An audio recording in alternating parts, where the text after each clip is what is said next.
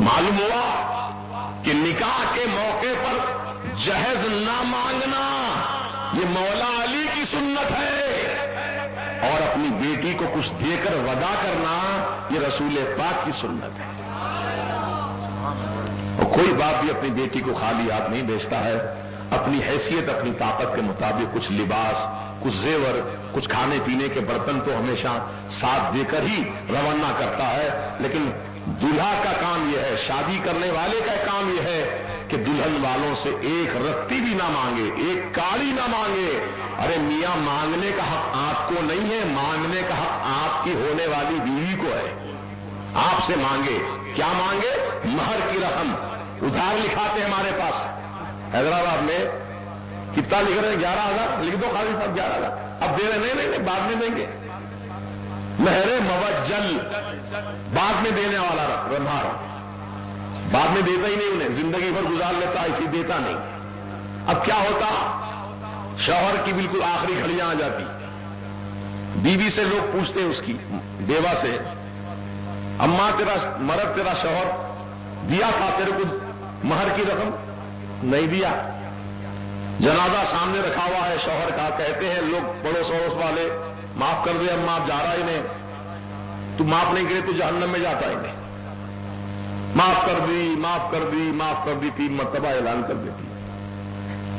تو یہ شرعیت کا فیصلہ نہیں ہے۔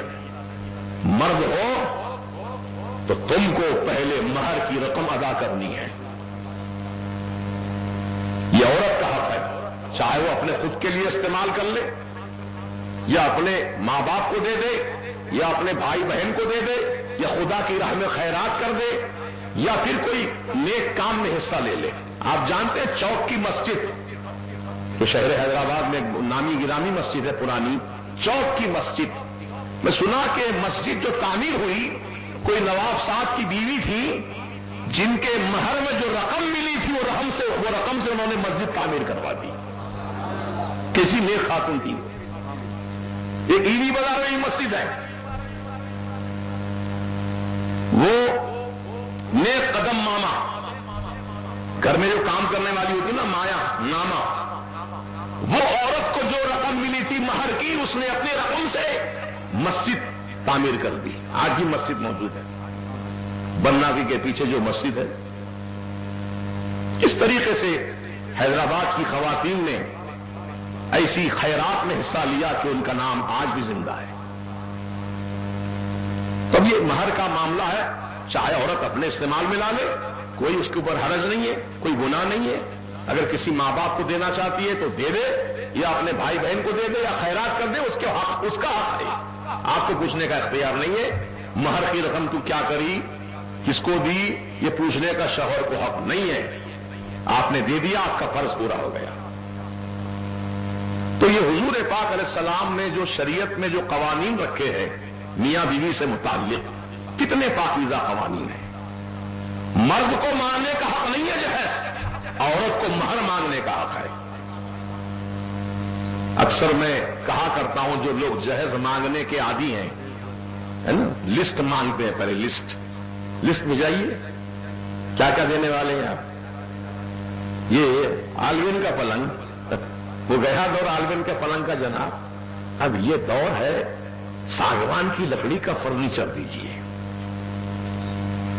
اچھا، وہ فلاں سامان فلاں کمپنی کا ہونا چاہیے، فلاں سامان فلاں اسٹینڈرڈ کمپنی کا ہونا چاہیے، آلتو فالتو کمپنی کا سامان نہیں چاہیے، سستا سامان، مہنگا سامان چاہیے۔ پھر یہ اوپر پہ تحفہ تماشا ہے۔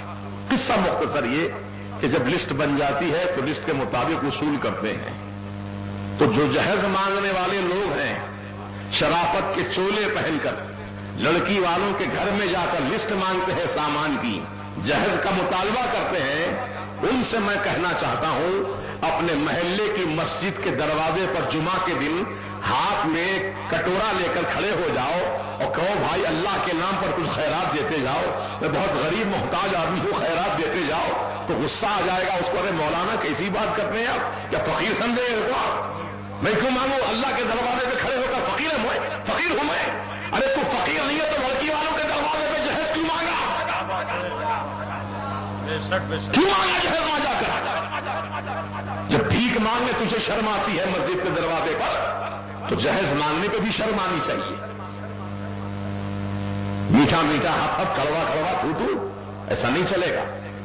اسلام کی راہیں متعین ہیں، انہی راہوں پر چلنے والے کو سچا مسلمان کہتے ہیں۔ محترم دوستوں اور بزرگوں، تو سیدنا مولا علی شیر خدا حیدر کرار رضی اللہ تعالیٰ عنہ نے بالکل سادگی کے ساتھ نکاح انجام دیا۔ آج اسی کی ضرورت ہے، پھر سے سنت علی کو زندہ کرنے کی ضرورت ہے۔ انشاءاللہ تقریر تو آپ نے سن لی، اب اس کا نتیجہ گفتگو کیسے ہم کو معلوم ہو کہ ہماری گفتگو آپ کے سمجھ میں آئی اور آپ عمل کے لیے تیار ہیں؟ تو ماشاءاللہ یہاں بہت سے نوجوان بچے بیٹھے ہیں جن کی بھی شادیاں نہیں ہوئی ہیں، انشاءاللہ آگے چل کر ان کی بھی شادی کا دن آئے گا، نکاح کی تقریب منعقد ہوگی۔ لیکن آج کے جلسے میں نوجوان جن کی شادیاں نہیں ہوئی ہیں، وہ آج اس عزم کا، اس ارادے کا علانیہ اظہار کریں، اللہ اس کے رسول کی رضا کے لیے، اپنی آخرت کو کامیاب بنانے کے لیے، رسول پاک علیہ السلام کو سنت کو زندہ رکھنے کے لیے، مولا علی سرکار کی سنت کو زندہ رکھنے کے لیے آپ اعلان کیجئے کہ ہم انشاءاللہ شادی کریں گے تو مولا علی کی سنت کے مطابق کریں گے۔ بولو کتنے لوگ تیار ہیں؟ ماشاءاللہ، سبحان اللہ۔ اٹھائے رکھو ذرا ہاتھ، تاکہ معلوم ہو عوام کو بھی کون کون ہاتھ اٹھائیں اس محفل میں۔ ماشاءاللہ، قابل مبارکباد ہے میرے نوجوان بھائی کہ آج جو جلسہ ہمارے محبوب رضا نے منعقد کیا تھا کہ بیجا رسومات کا آج رد کرنا ہے، رد ہی نہیں بلکہ خاتمہ ہو گیا۔ ماشاءاللہ، اور آپ نوجوانوں نے عہد کیا ہے کہ ہم سنت رسول کے مطابق، سنت مولا علی کے مطابق نکاح کریں گے۔ کوئی چیز مت مانگو لڑکی والوں سے، بس لڑکی کے اخلاق دیکھو، لڑکی کا تقوی دیکھو، لڑکی کی پرہیزگاری دیکھو، لڑکی کی نماز کی پابندی دیکھو، لڑکی کے اندر کیا کیا خوبیاں ہیں وہ دیکھو۔ بس یہ اگر آپ کے اندر سمجھ میں آ گئی باتیں تو انشاءاللہ آپ کا گھر جنت نما بن جائے گا، جنت کا نشان بن جائے گا، اور آپ کے گھر میں اللہ پاک غیب سے برکتیں عطا فرمائے گا۔ میرے سرکار سید عالم علیہ السلام نے فرمایا، سنو، جو مسلمان میری سنت کے مطابق نکاح کرتا ہے، اللہ تعالیٰ اس کے لیے رزق کے نئے نئے دروازے کھول دیتا ہے۔ وہ روٹی روزی کے لیے پریشان نہ ہو، اب تک اکیلا تھا، اے میرے بندے اکیلا تھا، لیکن تو نے میرے حکم کے مطابق، میرے حبیب کی سنت کے مطابق نکاح کی محفل سجایا ہے اور سنت رسول کے مطابق نکاح کر رہا ہے، تو اے میرے بندے تیرے لیے خوشخبری ہے کہ تو تنگس کبھی نہیں ہوگا، کبھی فاقے کی نوبت نہیں آئے گی، اللہ پاک تیرے لیے روزی کے دروازے کھول دے گا۔ اور اللہ تعالیٰ قادر مطلق ہے، وہ جو چاہے کر سکتا ہے۔ اب جو پیسے کے خاطر لڑکی والوں پر ظلم کر کے، مطالبات کر کے جو شادی بیاہ کرتے ہیں، ان قریب ایسے لوگ جو پیسے کی بنیاد پہ شادی کرتے ہیں، مانگ کر شادی کرتے ہیں، ان قریب وہ کنگال ہو جائیں گے، بھیک مانگنے پر مجبور ہو جائیں گے۔ لیکن جو سنت رسول کے مطابق نکاح کریں گے، اللہ پاک ان کے گھر میں غیب سے روزی عطا فرماتا رہے گا۔ یہ بنیادی بات میں نے آپ کو بتائی ہے۔ آپ فکر مت کرو نہیں مانگیں گے تو کیسا ہوگا، سب مانگ رہے ہم نہ مانگے تو کیسے ہوگا۔ آپ دوسروں کی چھوڑو، آپ اپنی فکر کرو کہ مجھے اللہ رسول کے سامنے حاضر ہونا ہے۔ اللہ کو تو چہرہ بعد میں دکھاؤں گا، قبر میں رسول کو پہلے چہرے دکھانا ہے، چہرہ رسول کو دکھانا ہے قبر میں۔ تو اس ایسے چہرے لے کر جاؤ قبر میں کہ سرکار دیکھ کر خوش ہو جائیں کہ میرا سچا غلام آیا ہے، میرا سچا چاہنے والا آیا ہے، میری سنتوں پر عمل کرنے والا ہے، سنت کو ساتھ لے کر آیا ہے۔ تو انشاءاللہ زندگی اس کی کامیاب ہوگی۔ اب میں